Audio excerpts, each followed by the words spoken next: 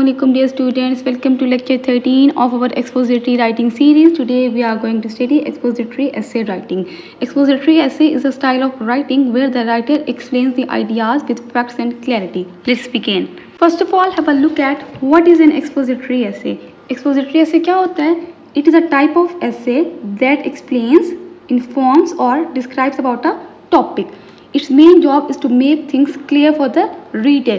It explains ideas, informs about facts, and sometimes it describes a process or situation. It is not about telling a story like in narrative essay, जिस तरह से writer बताता है story, और convincing someone in argumentative और persuasive essays. तो expository एसे में writer का मेन पर्पस क्या होता है? एक्सप्लेन करना आइडियाज़ को, रीडर को इन्फॉर्म कर रहा होता है किसी चीज़ के बारे में, किसी टॉपिक के बारे में, और टॉपिक को फर्दर डिस्क्राइब कर रहा होता है डिटेल में. Expository essay is based on facts, evidence and logic. It is not based on opinions.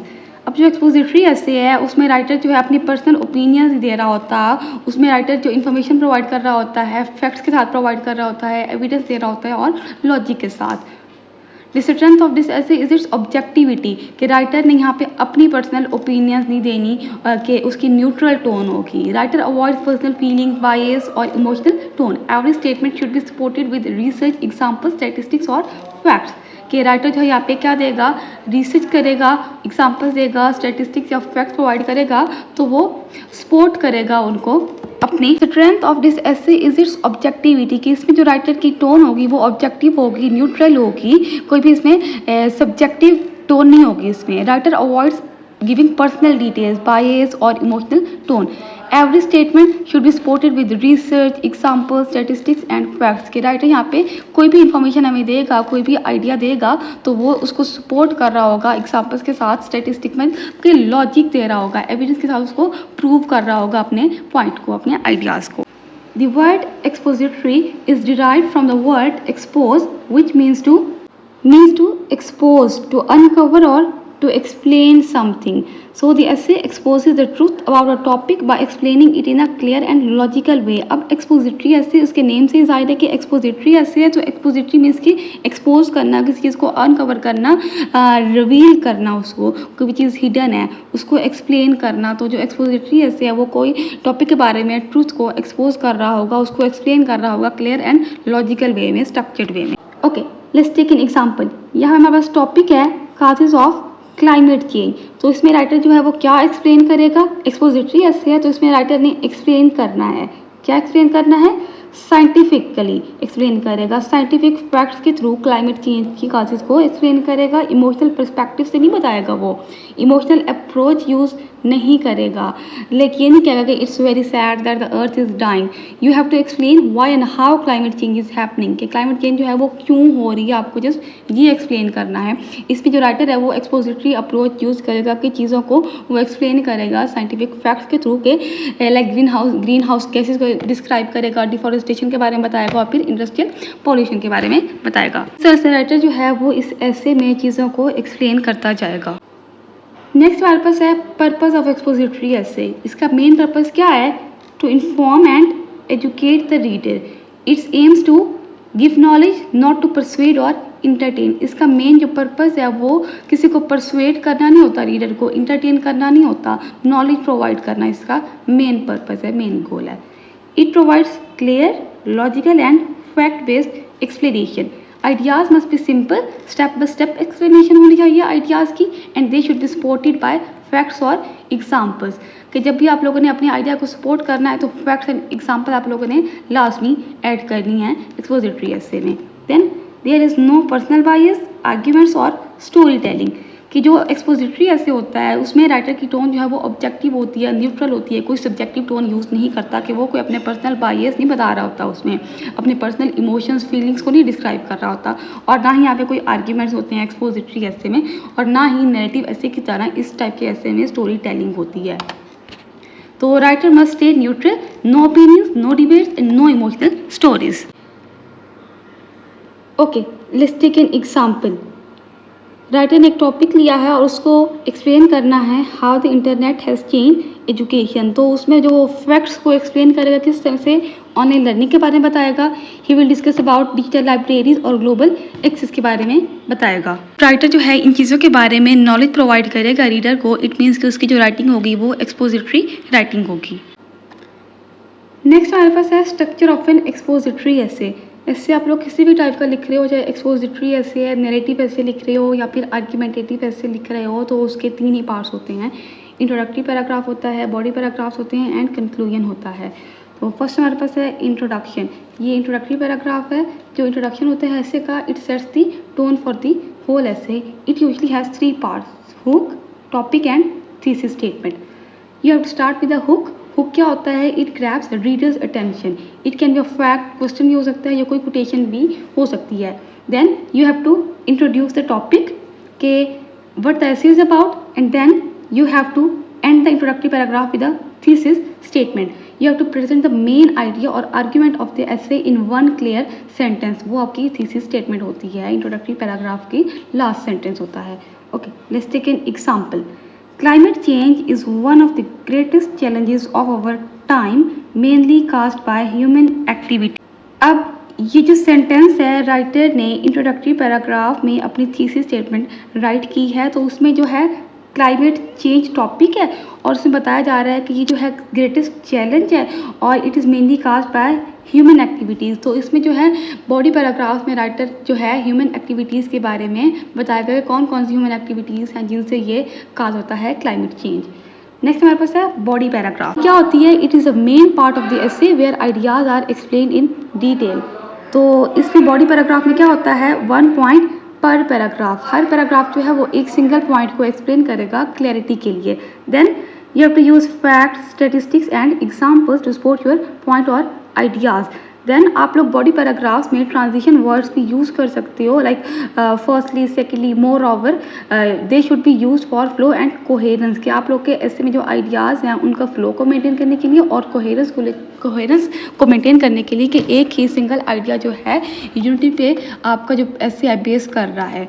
Okay, let's take an example. Deforestation increases global warming by reducing carbon absorption.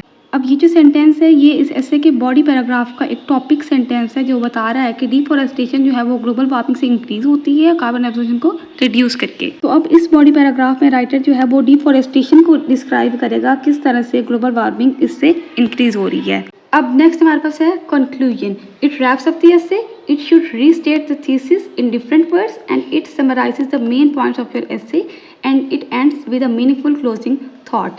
कि writer ने जो है and पे एक closing thought होती है जो meaningful होती है। Okay, let's take an example. By understanding the causes of climate change we can take action against climate change. अब ये जो कंक्लूडिंग सेंटेंस है ये सारे ऐसे के मेन पॉइंट्स को समराइज कर रहा है कि बाय अंडरस्टैंडिंग इट्स काजेस, कि क्लाइमेट चेंज के काजेस को अंडरस्टैंड करके हम क्या कर सकते हैं, we can take action against climate change. अब नेक्स्ट हमारे पास है types of expository essay. Expository essay की डिफरेंट कुछ टाइप्स हैं। Let's have a look at these. First हमारे पास है cause and effect. It questions why something happen. This type of essay looks at the reasons और causes for something and the results और effects of something that follow. अब ये कहाँ पे use कर सकते हैं हम इसको? सोशल इश्यूज़ को डिस्कस करने में यूज़ कर सकते हैं, हिस्ट्री को डिस्कस करने में और साइंस को डिस्क्राइब करने में। तो इस ऐसे का मेन पर्पस क्या होता है काज एंड इफेक्ट का? कि ये किसी चीज़ के काजेस और उसके इफेक्ट्स को डिस्क्राइब करता है। Second one is problem and solution. It explains the problem and suggest the fixation for the problem. First ये प्रॉब्लम को आइडेंटिफाई करता है एंड देन उस प्रॉब्लम के 1 to 2 सॉल्यूशन प्रोवाइड करता है ऐसे में। It haves readers understand the issue and think about practical ways to fix that problem. Third one is compare and contrast. It shows similarities और differences between 2 or more things. It helps readers see both sides clearly and make comparison. इसमें आप लोगों ने 2 चीज़ों के comparison करना है या फिर उनका कंट्रास्ट करना है, उनकी डिफरेंसेस बताना है या फिर उनकी सिमिलरिटीज़ को बताना है कंपैरिजन करते हुए। Fourth one is process essay. It is step by step guide. It explains how something is done और how it work. Step by step आप लोगों ने चीज़ों की एक्सप्लेनेशन देनी है। It is often written like a guide और manual. And the last one is definition essay. It explains a term और an idea. It focuses on the meaning of a concept, term और idea. वो उस ये जो ऐसे है definition ऐसे ये उस आइडिया और टर्म के मीनिंग के ऊपर फोकस करता है। It goes beyond dictionary meaning, it explains in detail with examples. ये एग्जाम्पल्स के साथ टॉपिक को एक्सप्लेन करता है डिटेल में और डिक्शनरी मीनिंग से बियॉन्ड जाके, like at the surface level चीज़ों को डिस्क्राइब नहीं करता, ये at the deeper level things को डिस्क्राइब करता है। अब नेक्स्ट यहाँ पे हमारे पास एग्जाम्पल है भी, जो हमने टाइप्स पढ़ी हैं। एक हमारे पास कॉज एंड इफेक्ट है, उसका जो टॉपिक है impact of social media on teenager. अब ये जो हिस्से है ये क्या एक्सप्लेन करेगा, काजेस को एक्सप्लेन करेगा, why teenagers use social media so much, और उसके इफेक्ट्स को डिस्कस करेगा on their studies, their sleep, on their communication and on their mental health. Next हमारे पास है प्रोसेस ऐसे की example, how to bake a cake, ये topic है। तो इसके ऊपर आप लोग प्रोसेस ऐसे किस तरह से लिख सकते हो कि आप इसमें स्टेप बाय स्टेप गाइड दोगे प्रोसेस ऐसे में। It would describe ingredients to bake a cake, mixing, baking and serving of the cake. अब नेक्स्ट हमारे पास कुछ राइटिंग टिप्स है कि किस तरह से आप लोग एक अच्छा एक्सपोजिटरी ऐसे क्राफ्ट कर सकते हो, राइट डाउन कर सकते हो। First of all you have to be clear and objective. Always write in a straightforward way so readers can easily understand. Stay neutral, avoid personal opinions, emotions और बायस, कि इसमें आप लोगों ने अपने न्यूट्रल टोन रखनी है। पर्सनल ओपिनियंस, अपनी इमोशंस और बायसेस को इंट्रोड्यूस कराने से आप लोगों ने अवॉइड करना है। Then you have to support your ideas and points with facts, examples and statistics. Every point must be proven with evidence, not just stated. कि आप लोग को हर वो पॉइंट जो आप लोग दे रहे हो, प्रोवाइड कर रहे हो अपने ऐसे में, उसको आप लोगों ने एविडेंस के साथ प्रूव करना है। आपने उसको just as a fact state नहीं करना। You have to use data, research और real life examples to make your writing trustworthy. Then you have to use logical order and transition words. Ideas should be arranged in a step by step flow, कि पहले introductory part हो, then body paragraphs हो and then concluding paragraph हो, कि आप लोग के पूरे ऐसे में जो मेन आइडिया डिस्कस किया गया उसको कंक्लूड कर रहा हो, सम अप कर रहा हो, concluding paragraph. Then you have to use transition words, आप लोगों ने यूज़ करने हैं टू कनेक्ट पैराग्राफ स्मूथली। अब इस ट्रांजिशन वर्ड्स क्या होते हैं, इसको हमने अपने पैराग्राफ राइटिंग के लेक्चर्स में डिस्कस किया था कि ये जो होते हैं पैराग्राफ्स को कनेक्ट करते हैं, पैराग्राफ में फ्लो मेंटेन करने के लिए और सेंटेंसेस में फ्लो मेंटेन करने के लिए भी आप लोग इसको यूज़ कर सकते हो। जिस वर्ड्स ये हो सकते हैं like firstly, moreover as a result, in conclusion. जब आप लोग कंक्लूड कर रहे हो अपने ऐसे को, तो आप लोग ये लिख सकते हो टू कंक्लूड की चीज़ है, आप लोगों ने ये डिस्कस किया है। Then you have to keep the language formal and precise. You have to avoid using slangs, casual phrases और vague words आप लोगों ने यूज़ नहीं करने। You have to use academic tone with accurate vocabulary. अब यहाँ पे हमारे पास एग्जाम्पल है, उसको देखते हैं। आप लोगों ने एक सेंटेंस लिखा है कि प्लास्टिक इज़ बैड। इस सेंटेंस को लिखने की बजाय के आप लोग ये लिख सकते हो, plastic pollution harms marine life as millions of sea animals die each year from ingesting plastic waste. अब ये जो सेंटेंस है आप लोगों ने लिखा कि प्लास्टिक इज़ बैड, अब ये जो सेंटेंस है बहुत ही जनरल है, इमोशनल है और वेग सेंटेंस है, क्लियर नहीं है, इसमें क्लैरिटी लैक कर रही है। तो आप लोग को एक स्पेसिफिक सेंटेंस क्राफ्ट करना है, तो आप लोग ये लिख सकते हो कि प्लास्टिक पॉल्यूशन जो है वो मेरीन लाइफ के लिए हार्मफुल है और हर साल जो है प्लास्टिक वेस्ट को इंजेस्ट करके जो मिलियंस ऑफ सी एनिमल्स हैं वो उनकी डेथ हो जाती है। तो ये जो सेंटेंस है ये वाला, ये क्लियर है, स्पेसिफिक है and it is supported with facts and evidence के एज आप लोगों ने यहाँ पे लिखा है as millions of sea animals die each year from ingesting plastic waste. के आप लोगों ने रिसर्च करके लिखा है ना, कि आप लोग को ऐसा तो नहीं पता कि जो मिलियंस ऑफ सी एनिमल्स हैं वो क्यों डाई हो जाते हैं हर साल, प्लास्टिक वेस्ट को इंजेस्ट करने से उनकी डेथ होती है ना। तो आप लोगों ने ये जो फैक्ट बता रहे हो ये वेल रिसर्च फैक्ट है, it is supported with evidence है, कि आप लोगों ने एविडेंस के साथ इस फैक्ट को प्रूव किया है। तो यही जो है आप लोगों ने अपनी एक्सपोजिटरी राइटिंग में चीज़ अपने माइंड में रखनी है। अब नेक्स्ट हमारे पास एग्जाम्पल है, उसको देख लेते हैं। एक्सपोजिटरी ऐसे की है एग्जाम्पल। टॉपिक हमारे पास है ऑनलाइन एजुकेशन। इसका जो इंट्रोडक्टरी लाइन हमने क्राफ्ट की है वो क्या है कि rise of online learning in recent years, के ऑनलाइन लर्निंग जो है वो रैपिडली ग्रोन हुई है रिसेंट ईयर्स में। ये चेंज कर रही है कि हाउ पीपल एक्सेस एजुकेशन। और बॉडी पैराग्राफ, जो फर्स्ट बॉडी पैराग्राफ है उसमें एक्सेसिबिलिटी के बारे में बताना है कि ऑनलाइन एजुकेशन जो है वो किसके लिए एक्सेसिबल है, like anyone can learn from anywhere. Students from anywhere can attend classes, they can access resources and they can learn without physical barrier. कि students जो है वो कहीं से भी access कर सकते हैं online learning को. Then एक और बॉडी पैराग्राफ जो है उसको हमने क्राफ्ट किया है कि उसमें आप लोगों ने चैलेंजेस बताए हैं ऑनलाइन लर्निंग के. लाइक इसमें क्या चैलेंज है? Lack of face to face interaction. अब जो फेस टू फेस इंटरेक्शन का जब लैक है इसमें, तो वो क्या अफेक्ट कर रहा है? कम्युनिकेशन को एक तो अफेक्ट कर रहा है, टीम वर्क को अफेक्ट कर रहा है कि स्टूडेंट्स में जो है वो टीम वर्क नहीं होगा. जैसे फिजिकल क्लासेस होती हैं तो वहाँ पे स्टूडेंट्स में जो है वो टीम वर्क होता है, वो जो ग्रुपिंग की फॉर्म में डिस्कस करते हैं टॉपिक्स को, थिंग्स को.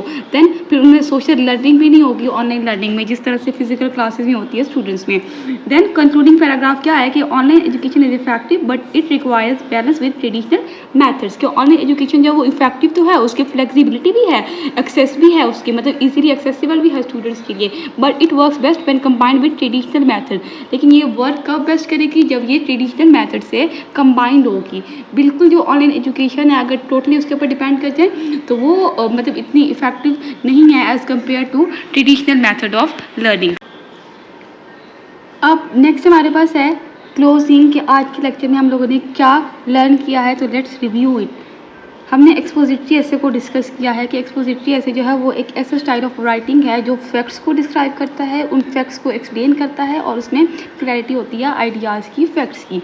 इट एक्सप्लेन्स टॉपिक ऑब्जेक्टिवली, कि इसमें कोई ऑब्जेक्टिव टोन होती है, राइटर यूज़ करता है, सब्जेक्टिव टोन नहीं होती उसकी.